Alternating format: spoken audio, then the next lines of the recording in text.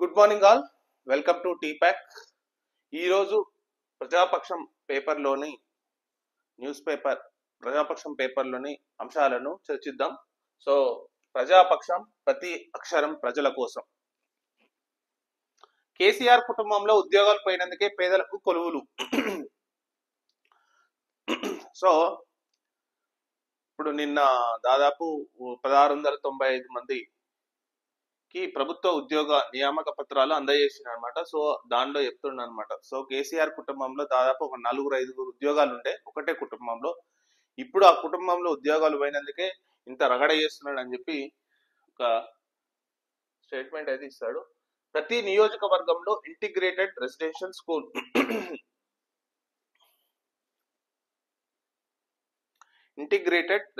School government of Telangana ప్రతి నియోజకవర్గంలో. So ఇది జరుగుతుందా జరగదా అనేది కేసీఆర్ గవర్నమెంట్ ఉన్నప్పుడు కూడా, టిఆర్ఎస్ గవర్నమెంట్ ఉన్నప్పుడు కూడా ప్రతి మండలానికి ఒక స్కూల్, ఏది కేజీ టు పీజీ స్కూల్ కడతామని ఇలాంటి అని చాలా చెప్పారు. కానీ టిఆర్ఎస్ గవర్నమెంట్ మాత్రం నెరవేర్చలేదు. కానీ కాంగ్రెస్ గవర్నమెంట్ నెరవేర్చాలని కోరుకున్నాం. ఎందుకంటే ప్రతి నియోజకవర్గంలో వీళ్ళు ఒక్క స్కూల్ ఏర్పాటు చేస్తామని చెప్తున్నారు. సో అది ఎంతో అంతో ఉపయోగపడుతుంది. సో మీరు చెప్పడం కాదు, సో ఇప్పుడు చెప్పారు కాబట్టి 1 సంవత్సరం 2 సంవత్సరాలు డెడ్ లైన్ తీసుకొని ఆ డెడ్ లైన్ లోపు ఈ ఎవరెవరైతే ఉపాధ్యాయులు ఉంటారో వాళ్ళని రిక్రూట్ చేసుకొని స్టూడెంట్స్ ను వాళ్ళని ఏ ప్రాతిపదికన ఈ స్కూల్లోకి ఎంట్రీ తీసుకుంటారు అలాంటి విధి విధానాలు చెప్పి ఇది తయారు చేయాలని మనం కోరుకుందాం. ఎందుకంటే ఓన్లీ స్టేట్మెంట్స్ కాడికే ఉంటున్నాయి చాలా.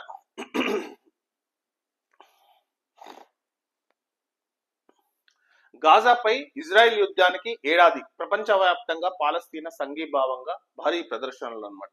అమెరికా వైట్ హౌస్ ఎదుట చేయి కాల్చుకున్న ప్రదర్శకుడు, వెనిజులా హైరాస కార్యాలయం ఎదుట నిరసన, Asia, Australia, America, Africa, Europe లోని పలు నగరాల్లో వీధుల్లోకి వచ్చిన వేలాది మంది. సో అక్టోబర్ 7 ఇదే సంవత్సరం క్రితం రోజు ఇజ్రాయిల్ గాజాపై యుద్ధాన్ని మొదలుపెట్టింది. ఎందుకు యుద్ధాన్ని మొదలుపెట్టిందంటే మీకు అందరికీ తెలిసిందే. ఇజ్రాయిల్ ఒక పట్టణంలోని సంగీతం అంటే మ్యూజిక్ లైవ్ షో జరుగుతున్నప్పుడు హమాస్ టెర్రరిస్టులు దారుణంగా 300 మంది ఇజ్రాయెల్ ని పొట్టనబెట్టుకున్నారు. ఆ సంఘటన ఇజ్రాయెల్ కు చాలా షాకింగ్ గా అయిపోయింది. ఎందుకంటే ఇజ్రాయెల్ ఇంటెలిజెన్స్ వ్యవస్థ అనేది చాలా పటిష్టంగా ఉంటుంది. ఆ ఇజ్రాయెల్ లోకి ఎంట్రీ కావాలంటే అంత ఈజీ కాదు. కానీ ఈ టెర్రరిస్టులు ఇజ్రాయెల్ లోకి ఎంట్రీ అయి దాదాపు ఒక 300 మందిని కాల్చి చంపారు అనమాట.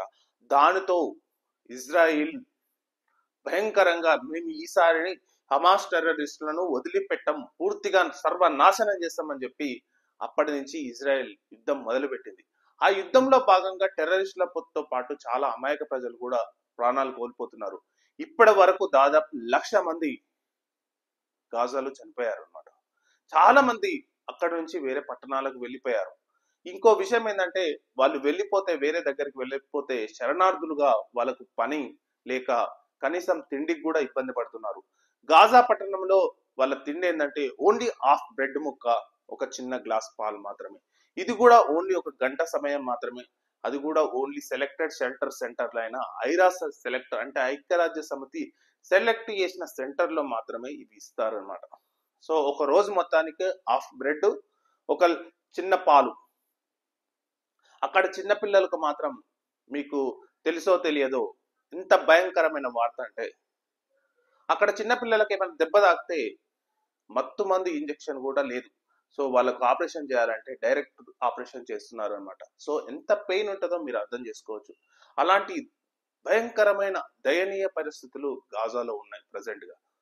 ఈ గాజానికి చిన్న ఒక ల్యాండ్ కోసం జరుగుతున్న, మీకు అందరికీ తెలిసిందే, ఒక 5 ఎకరాల ల్యాండ్ కోసం, అయోధ్య రామ మందిరం కోసం ఎన్నో 500 సంవత్సరాలు పోరాడినట్టు ఒక చిన్న ల్యాండ్ కోసం ఒక 2 దేశాలు కొట్టుగా చచ్చిపోతున్నాయి ఇప్పుడు. ఆ మధ్యలో ఆ స్థలం, ఆ మందిరం కోసం అలక్సా అనే ఒక ప్లేస్ మధ్యలో ఉన్న ఈ దానికోసం ఈ 2 దేశాలు ఇంత పంతానికి పోయి ఈరోజు అమాయక ప్రజలను పనంగా పెట్టి అక్కడ సాగిస్తున్నారు. దాదాపు 1,00,000 మంది చనిపోయారంటే అక్కడున్న BBC రిపోర్టర్ చేసిన సమయంలో అతను ఈ రిపోర్టు ఆ టైంలో నేను అసలు ఈ ఈ ఏం పాపం చేశాను, ఇలాంటి సంఘటన చూడాల్సి వస్తుందని చెప్పి ఆయన ఆ ఉద్యోగానికి కూడా రాజీనామా చేసి వెళ్ళిపోయాడు అనమాట. అంటే అంత దయనీయమైన పరిస్థితులు ప్రజెంట్ గాజాలో ఉన్నాయి. చాలా మంది ఇజ్రాయెల్ కు చెప్తున్నారు, ఇక ఆపండి, ఇక చాలు, ఈ యుద్ధాన్ని ఆపండి, ఇంకా చేసే వరకు చేసిరు, ఇంకా చాలు అంటే ఇజ్రాయెల్ అస్సలే ఆగట్లేదు, ఎవరు చెప్పినా ఆగట్లేదు.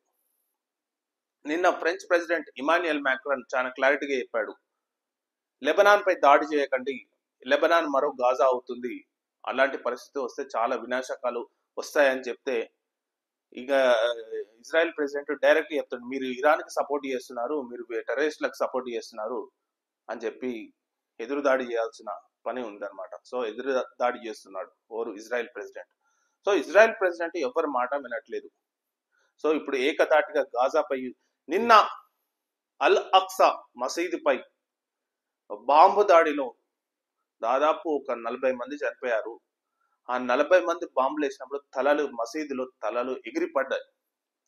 ఆ సంఘటన చేసిన తర్వాత అసలు ఇంకా మరి దేవుడు ఇంకా వాళ్ళకి ఇలాంటి శిక్షలు వేస్తున్నాడా మరి అన్నట్టు అనిపిస్తుంది అనమాట. సో చాలా భయంకరంగా ఉంది పరిస్థితి గాజాలో మాత్రం. సో చెప్పడానికి కూడా అసలు ఏం లేదు నిజంగా చెప్పాలంటే. సో మరి ఇది ఆగేది ఎప్పుడంటే ఏ దేశం ఇన్వాల్వ్ అవుతలేదు దీన్ని సెటిల్ చేసేందుకు. ఏ దేశం కూడా, ఒక్క ఖతారు, టర్కీ దేశాలు చాలా ప్రయత్నించాయి దీన్ని ఆపాలని చెప్పి. ఖతార్ అయితే మా దేశంలో మేము చర్చలకు ఆహ్వానిస్తున్నాం, మేము మేము మేము నడిమధ్యలో అట్లా ఉంటాం, మీరు రండి అని చెప్పినా కానీ ఎవరు ఇజ్రాయెల్ డోంట్ కేర్, నో చర్చలు అని చెప్తున్నారు. ఈసారి అమాయసం మొత్తం పూర్తిగా నాశనం చేసేంత వరకు మేము ఏ దేశం మాట వినము అని చెప్పి ఇజ్రాయెల్ ప్రెసిడెంట్ ఖరాఖండిగా చెప్తున్నాడు. సో దానితో పాటు ఈ లెబనాన్ పై దాడి కూడా మొదలు పెట్టాడు. సో లెబనాన్ మీద దాడి మొదలు పెట్టిన తర్వాత అక్కడ కూడా ప్రజలు భయానకంగా మారాయి. అది మరొక గాజాగా తయారవుతుందా అనే పరిస్థితుల్లో లెబనాన్ ప్రజలు కూడా ఉన్నారనమాట. సో లెబనాన్ ప్రజల తర్వాత ఇప్పుడు హైతి, యోమెన్ లో కూడా అలానే పరిస్థితులు ఉన్నాయి. సో యోమెన్ తర్వాత ఇప్పుడు ఇరాన్. సో ఇన్ని దేశాలు అనేది ముడిపడి ఉన్నాయి ఈ యుద్ధంతో. సో మరి ఎప్పుడు ఆపుతుంది ఇజ్రాయెల్ యుద్ధం, ఎప్పుడు ఆపుతుంది అనేది అది ఇంకా 100 కోట్ల ప్రశ్న ఏమై తెలియదు. కానీ చాలా దేశాలు మాత్రం సంఘీభావంగా ప్రకటిస్తున్నారు పాలస్తీనాకు, ఇంకా ఆపండి, యుద్ధం ఆపండి, చాలా మంది చనిపోతున్నారు, అమాయక ప్రజలు చనిపోతున్నారు. మీకు ఒకటి గుర్తుందో లేదో కానీ అమెరికా యూనివర్సిటీలో చాలా మంది విద్యార్థులు ఇజ్రాయెల్ కు వ్యతిరేకంగా ప్రదర్శనలు కూడా చేశారు, మీరు యుద్ధం ఆపండి అని చెప్పి. అమెరికా యూనివర్సిటీలో ఒక కొత్తగా అమెరికా అనేది ఒక క్యాపిటలిస్ట్ కంట్రీ, అక్కడ నిరసనలు ఇవన్నీ చాలా తక్కువగా ఉంటాయి. కానీ ఒక యూనివర్సిటీలో స్టూడెంట్స్ ఇజ్రాయెల్ కు వ్యతిరేకంగా చాలా ప్రదర్శనలు కూడా చేశారు, చాలా ఉద్యమమే చేశారు చాలా యూనివర్సిటీలు. సో అట్లాంటి పరిస్థితి ప్రపంచంలో నడుస్తుంది అనమాట.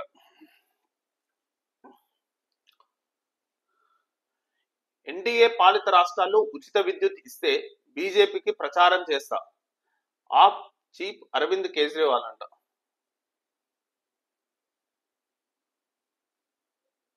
ఎన్డీఏ పాలిత రాష్ట్రాల్లో ఉచిత విద్యుత్ ఇస్తే అరవింద్ కేజ్రీవాల్ ప్రచారం చేస్తారంట బీజేపీకి. సో మంచి ఆఫరే ఇచ్చిండు.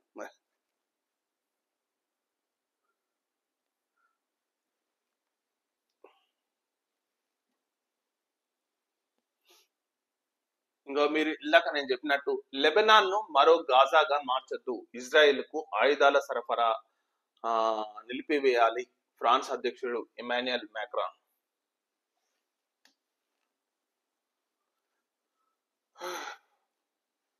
సో లెబనాన్ ను మరో గాజాగా మార్చొద్దు అని చెప్పి చాలా క్లియర్ కట్ గా చెప్తున్నాడు ఇంకో ఇతనే French president Emmanuel Macron.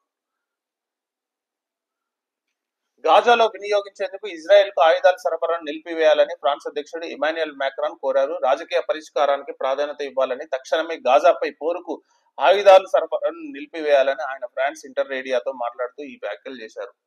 Lebanon మరొక గాజా కాకూడదన్నారు. లెబనాన్ కూడా మరొక గాజా కాకూడదన్నారు. దీనికి ఇజ్రాయెల్ ప్రధాని నెతన్యాహు తీవ్రంగా స్పందించారు. వారు సిగ్గుపడాలన్నారు. మ్యాక్రాన్ ఇతర పశ్చిమ దేశాలను పరోక్షంగా ప్రస్తావిస్తూ వారి మద్దతు లేకుండానే ఇజ్రాయెల్ గెలవగలదని వీడియో సందేశంలో పేర్కొన్నాడు. సో ఇట్లుందన్నమాట.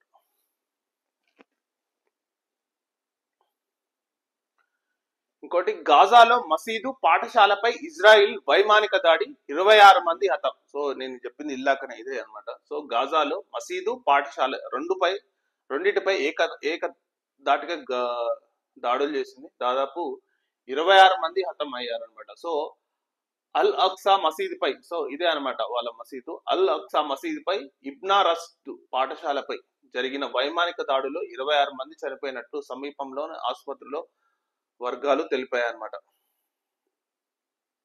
సో ఇంకా దాని గురించి ఇంకెంత మాట్లాడితే ఇంకంత ఉంటది. సో అంత భయంకరమైన పరిస్థితులు గాజాలో ఉన్నాయి. సో వాళ్ళని ఎవరైనా తీసుకుందామంటే ఎవరు తీసుకోవట్లేరు. ఎవరు పక్క దేశాలు కూడా రాణిస్తలేవు ఈ పాలస్తీనా ప్రజలను. సో చెప్పాలంటే మరీ భయంకరం. భారత్ కు మాల్దీవుల అధ్యక్షుడు ఆర్థిక సాయం కోసం 5 రోజుల పర్యటన అంట. సో మాల్దీవుల అధ్యక్షుడు మహమ్మద్ మొయిజ్ను, ఇతను ఒకసారి ఏదో కామెంట్ చేసిండు భారత్ పై. కామెంట్ చేస్తే చాలా మంది మాల్దీవులకు అసలు టూర్ కు మొత్తం క్యాన్సిల్ చేసుకున్నారు. క్యాన్సిల్ చేసుకోవడం వల్ల ఆ దేశ ఆర్థిక పరిస్థితి మారిపోయింది. సో ఇండియాతో పెట్టుకుంటే మళ్ళీ ఇంకా బాగుండదు అని చెప్పి మళ్ళీ రిటర్న్ గా ఇండియాకి వచ్చి రిక్వెస్ట్ చేస్తున్నాడు అనమాట. చాలా మంది, మీరు రండి మాల్దీవులకు రండి, మా కంట్రీ మంచి హోస్ట్ ఇస్తుంది అని చెప్పి చాలా చెప్తున్నాడు. సో అందులో భాగంగానే ఇతను ఇప్పుడు ప్రెసెంట్ గా 5 రోజుల పర్యటన అనమాట. 5 రోజుల పర్యటనలో ఆర్థిక ప్యాకేజ్ కోసం వస్తున్నట. గాజాపై ఇజ్రాయెల్ యుద్ధానికి ఏడాది, ప్రపంచవ్యాప్తంగా పాలస్తీనాకు సంఘీభావంగా భారీ ప్రదర్శనలు. సో చాలా మంది, ఆస్ట్రేలియా, అమెరికా వైట్ హౌస్ వద్ద ఒక అతను కాల్చుకున్నాడు అనమాట. స్వీడన్, సో చాలా దేశాలు ఇంకా నిరసన ప్రదర్శనలు చెప్తున్నాయి. ఇకనైనా యుద్ధాన్ని ఆపాలని చెప్పి, గాజా ప్రజలను వాళ్ళని వదిలేయాలని చెప్పి చాలా మంది కంట్రీస్ ప్రదర్శనలు ఇస్తున్నాయి. కానీ ఇజ్రాయెల్ ఎవరి మాట వినట్లేదు అనమాట.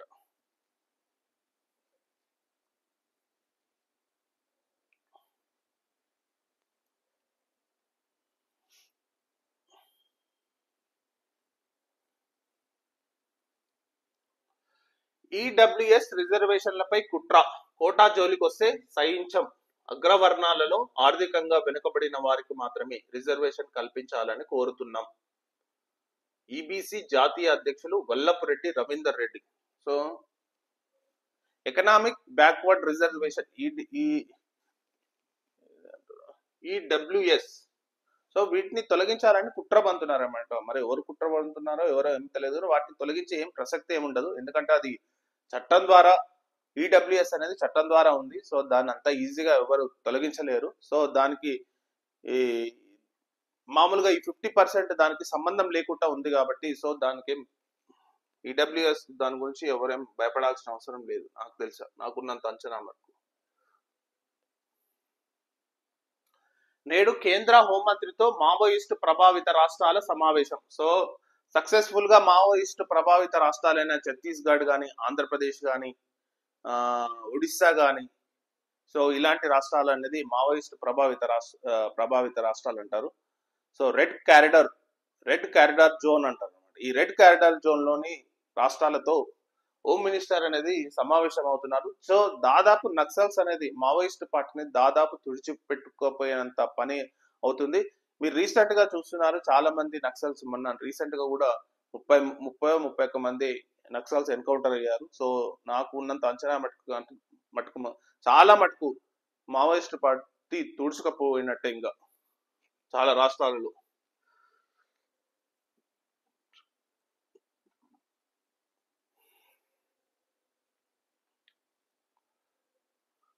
ముస్లిం మైనార్టీలను సెకండ్ సిటిజన్స్ చేసేందుకు మోడీ సర్కార్ కుట్ర అని రాజ్యాంగ పౌర హక్కులు ఉరితాళ్లు బిగిస్తున్న కేంద్రం. రేహమాన్ షెర్వానీ. సో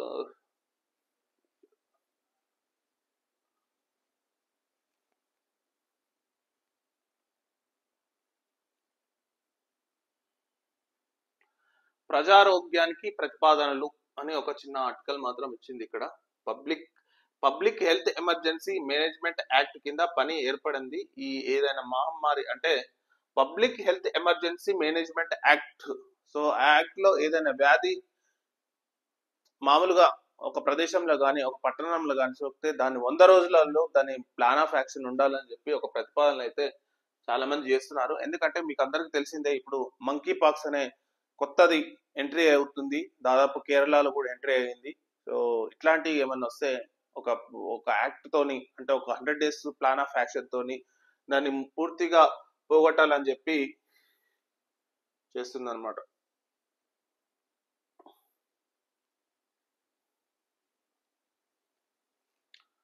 కాఫీల సేవనంతో స్ట్రోక్ ముక్కు. ఈ మధ్యన స్ట్రోక్స్, హార్ట్ అటాక్స్ చాలా వస్తున్నాయి. సో అందుకు కారణం కూడా కాఫీలు అంటున్నారు అనమాట. సో మరి ఇంతవరకు కరెక్టో తెలియదు మరి.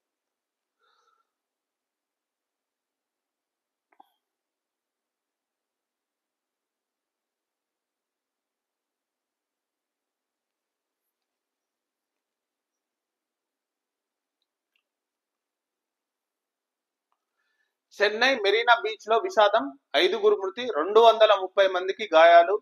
సో నేను నిన్న ఒక వీడియో కూడా చేశాను. ఇండియన్ ఎయిర్ ఫోర్స్ 92వ సెలబ్రేషన్స్ చెన్నై మెరీనా బీచ్ లో జరుగుతున్నాయి. దాదాపు 15 లక్షల మంది వీక్షకులు హాజరయ్యారంట. సో వాళ్ళు రిటర్న్ వెళ్ళిపోయేటప్పుడు మీరు ఇక్కడ చూడొచ్చు, ఇది ట్రైన్ స్టేషన్స్, బస్సులు మొత్తం భయంకరంగా మారిపోయాయి. సో అందులో భాగంగా ఒక 5 మంది చనిపోయారంట. సో చాలా విషాదం. సో ఇంకా చూడండి అసలు చెన్నై రైల్వే స్టేషన్ ఎట్లా ఉందో, అసలు బస్సులు కానీ ఆ ఏరియాలకు వచ్చి దాదాపు 15 లక్షల మంది అంటే చూడండి. సో మరి స్టేట్ గవర్నమెంట్ అంత ప్లాన్ ఆఫ్ యాక్షన్ తీసుకున్నట్టుంది. సో ఇది చెన్నైలోని మెరీనా బీచ్ లో ఆదివారం భారత వైమానిక దళం మెగా ఎయిర్ షోను ప్రారంభించింది. 8న ఇక్కడ జరగనున్న 92వ వైమానిక దళ దినోత్సవ ఏర్పాట్లలో భాగంగా ఈ షోను నిర్వహిస్తున్నట్లు అధికారులు పేర్కొన్నారనమాట. సో వైమానిక ప్రదర్శనలో రఫేల్, Su-30, మిగ్, జాగ్వారు, తేజాసు మొదలైన 72 రకాల విమానాలను ప్రదర్శిస్తున్నట్టు తెలిపారనమాట. సో 8th రోజు అంటే ఈ రోజు స్టార్ట్ అయిందనమాట. ఇండియన్ ఎయిర్ ఫోర్స్ సెలబ్రేషన్ ఈ రోజు స్టార్ట్ అయ్యి 8th రోజు అంటే రేపు ముగిస్తుంది అనమాట. సో అందులో భాగంగా మిగ్గు, జాగ్వారు, తేజస్సు ఇవన్నీ ఉన్నాయన్నమాట. సో ఈ కార్యక్రమంలో రక్షణ మంత్రి రాజ్నాథ్ సింగ్, తమిళనాడు ముఖ్యమంత్రి స్టాలిన్, సీఎం ఉదయనిధి స్టాలిన్ వీళ్ళంతా పాల్గొన్నారన్నమాట. వైఫల్యాలను కప్పిపుచ్చలేరు, కాలం చెల్లిన ఉపన్యాసాలతో దేశ ఆర్థిక వ్యవస్థపై ప్రభావం, ప్రధాని నరేంద్ర మోదీపై కాంగ్రెస్ చీఫ్ మల్లికార్జున ఖర్గే విమర్శన అవసరాలు అన్నమాట.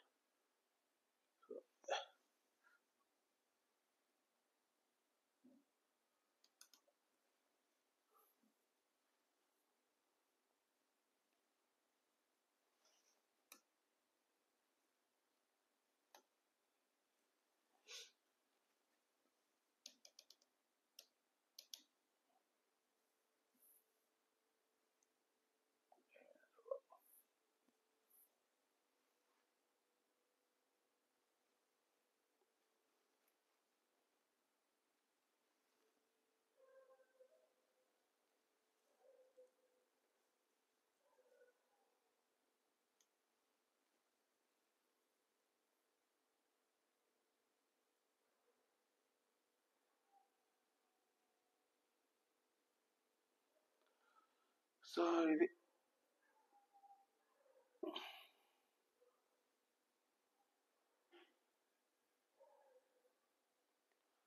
సో మేజర్ గా ఇవే అన్నమాట న్యూస్. ప్రజాపక్షం పేపర్ లోని న్యూస్. మళ్ళా తర్వాత మనం ఈనాడులో ఒకసారి చూద్దాం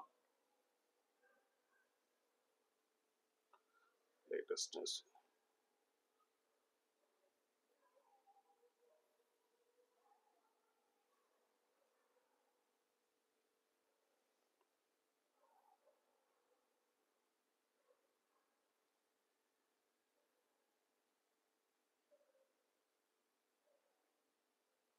సో 2560 మంది విద్యార్థులు, 120 మంది టీచర్లు అన్నమాట. సో ప్రభుత్వం నిర్మించనున్న young integrated gurukul schools. So integrated gurukul schools లో 2560 మంది విద్యార్థులు, 120 మంది టీచర్లు. సో 5వ తరగతి నుంచి ఇంటర్మీడియట్ వరకు చదువుకోనున్నారు. సో చాలా మంచి విషయము. ఎస్సీ, ఎస్టీ, బీసీ, మైనారిటీ పాఠశాలలకు వేరు బ్లాకులు అన్నమాట. వాతావరణ అనుకూలంగా భవనాల నిర్మాణం, సాంస్కృతిక విద్యా కార్యక్రమాలకు ప్రత్యేకంగా ఆడిటోరియం, సమీకృత గురుకుల ప్రత్యేకతలు. సో ఇదే అన్నమాట. So integrated residential school of government of Telangana. నాకు తెలిసి ఇది ఇండియన్ స్కూల్ ఆఫ్ బిజినెస్ లెక్క ఉంది, ఐఎస్బి అని హైటెక్ సిటీలో ఉంటది. సో ఆ మోడల్లో ఉంది, చాలా బాగుంది. మరి స్టూడెంట్స్ 2,560 మందికి 560 మంది ఒక ఒక రెసిడెన్షియల్ స్కూల్లో చదవచ్చు. కానీ మరి వాటికి పరీక్ష ఎలా ఉంటుందో మరి గవర్నమెంట్ ఏది డిసైడ్ చేస్తుంది.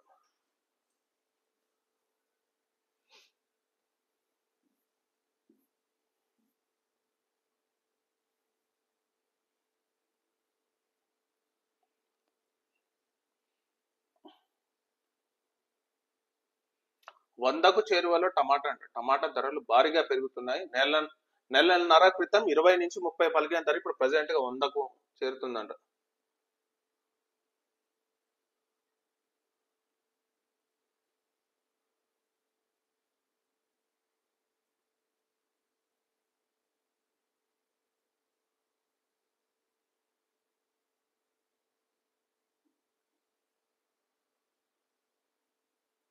ఛత్తీస్గఢ్ సరిహద్దులకు గ్రే హౌండ్స్.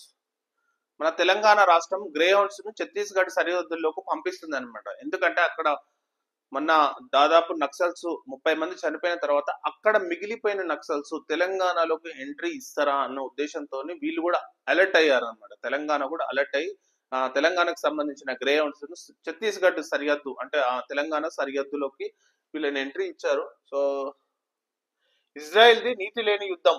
ఇజ్రాయెల్ తన ఉనికికి ప్రమాదం అనే సాకుతో పాలస్తీనాలో మారణహోమం సృష్టిస్తుందని ప్రముఖ రచయిత యూనివర్సిటీ ఆఫ్ ఢిల్లీ విశ్రాంత ప్రొఫెసర్ అచిన్ బైనక్ విమర్శించారు.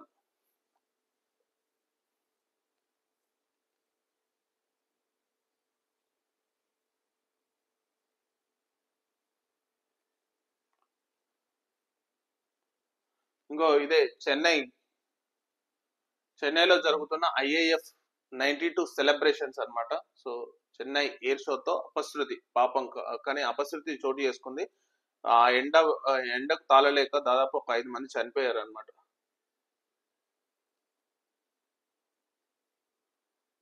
మీరు ఇక్కడ గమనించవచ్చు,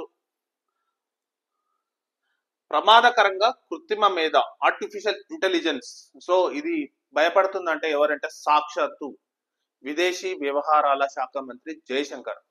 సో ఎందుకు భయపడుతున్నాడంట, కృత్రిమ మేధ AI సాంకేతికతపై కేంద్ర మంత్రి విదేశీ వ్యవహారాల శాఖ మంత్రి జైశంకర్ ఆందోళన వ్యక్తం చేశారు. కౌటిల్య ఎకనామిక్స్ సదస్సులో పాల్గొన్న ఆయన AI వల్ల ఉత్పన్నమయ్యే ప్రమాదాల గురించి హెచ్చరించారనమాట. దేశాలన్నీ జాగ్రత్తగా ఉండాలి, పాత వ్యాపారంలా ఐరాస.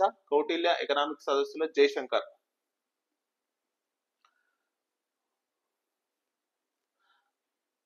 సో ఆర్టిఫిషియల్ ఇంటెలిజెన్స్ అనేది ప్రమాదకరంగా మారుతుందని చెప్పి సాక్షాత్తు జయశంకర్ అంటే ఇతను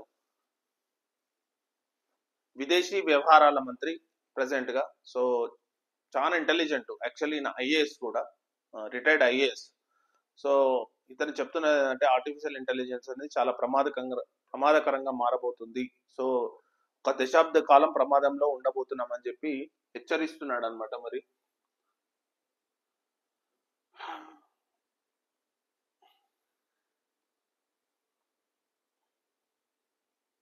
ఏ సంస్థ డిజిటల్ అరెస్ట్ చేయదు. సో డిజిటల్ అరెస్ట్ అనేది ఒక కొత్తగా రీసెంట్ గా ఒక వ్యాపారిని, ఒక బిజినెస్ పర్సన్ ను కొంతమంది సైబర్ నేరగాళ్లు ఏం చేశారంటే మీ దగ్గర అక్రమంగా డబ్బు ఉందని చెప్పి ఈడీ సిబిఐ కోర్ట్ అని చెప్పి డిజిటల్ కోర్ట్ అని చెప్పి ఒక సెటప్ చేసి వాళ్ళ దగ్గర నుంచి 7 కోట్లు తీసుకున్నారనమాట. సో గవర్నమెంట్ చెప్తున్నది ఏంటంటే ఎలాంటి డిజిటల్ అరెస్ట్ అనేది భారతదేశంలో లేదు. సో డిజిటల్ అరెస్ట్ అని చెప్పి ఎవరైనా మిమ్మల్ని హరాస్మెంట్ చేస్తే ఇమీడియట్ గా కంప్లైంట్ ఇవ్వండి అని చెప్పి చెప్తుంది అనమాట.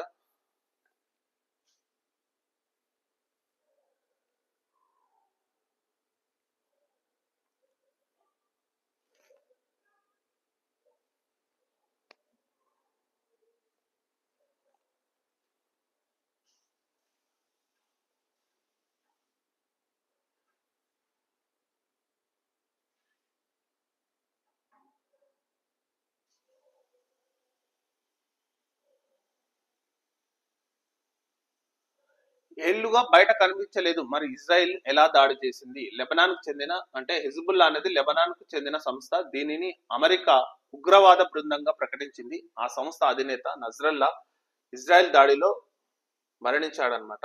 సో నజ్రల్లా అసలు ఎలా ఉంటాడో కూడా తెలియదంట చాలా మందికి. ఆయన ఫోటో మాత్రం వేస్తుంటారు కానీ అది ఎప్పటిదో. కానీ ప్రెసెంట్ గా ఎలా ఉంటాడో చాలా మందికి తెలియదు. అసలు ఆయన బయట కూడా తిరగాడంట. సో అట్లాంటి పర్సన్ ను ఇజ్రాయెల్ ఇంటెలిజెంట్ ఏజెన్సీ మొసాద్ ఎలా చంపగలిగింది? అతని కోసం ఒక భూకంపాన్ని సృష్టించింది ఆ ఏరియాలో. సో అతను ఉండే ఏరియా మాత్రమే తెలుసంట మొసాద్ కు. సో ఆ మొసాద్ కు ఆ ఉండే ఏరియాలో ఒక ఆర్టిఫిషియల్ గా ఒక భూకంపాన్ని సృష్టించి అక్కడి నుంచి బయటికి వెళ్ళిన వారిలో అతన్ని గుర్తించి అప్పుడు హతమార్చింది అనమాట. సో అది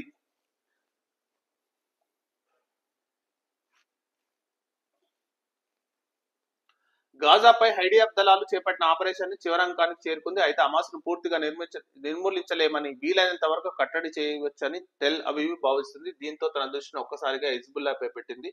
దక్షిణ లెబనాన్ ఇజ్రాయెల్ కు ఉత్తరంగా ఉంది. దీంతో వైమానిక దాడులు నిర్వహిస్తుంది. క్రమంగా అగ్రనాయకులు ఒక్కొక్కరిని టార్గెట్ చేయడంలో సఫలీకృతమైందంట.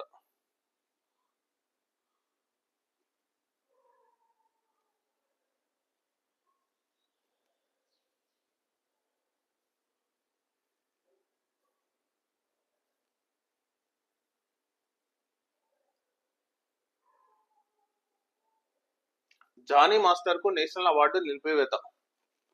సో జానీ మాస్టర్ కు ఒక లైంగిక ఆరోపణల కేసులో ఇరుక్కున్నాడు కాబట్టి అసలు యాక్చువల్లీ నేషనల్ కొరియోగ్రాఫర్ గా అవార్డు వచ్చింది. సో అవార్డును వెనుకకు తీసుకున్నారు. ఇంకోటి ఏంటంటే ఒక ముఖ్యమైన విషయం ఏంటంటే ప్రపంచ రాజకీయాలలో రష్యా ఆఫ్ఘనిస్తాన్ ను పరిపాలిస్తున్న తాలిబాన్ ను ఉగ్రవాద దేశం నుంచి తన లిస్టులో నుంచి తొలగించిందనమాట. సో తాలిబాన్ ను ఓన్లీ 2 దేశాలు మాత్రమే గుర్తిస్తున్నాయి. ఆ 2 దేశాలే తన రాయబారులను ఆ దేశాలలో ఉంచింది. ఒకటి చైనా, ఇంకోటి United Arab Emirates.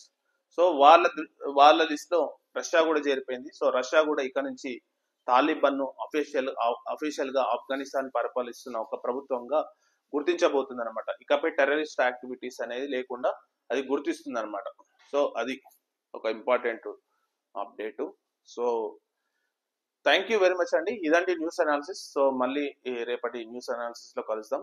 So mean while గా ఏదైనా ఇంపార్టెంట్ టాపిక్స్ ఉంటే నేను సపరేట్ గా దాని గురించి వీడియో చేస్తాను. Thank you very much.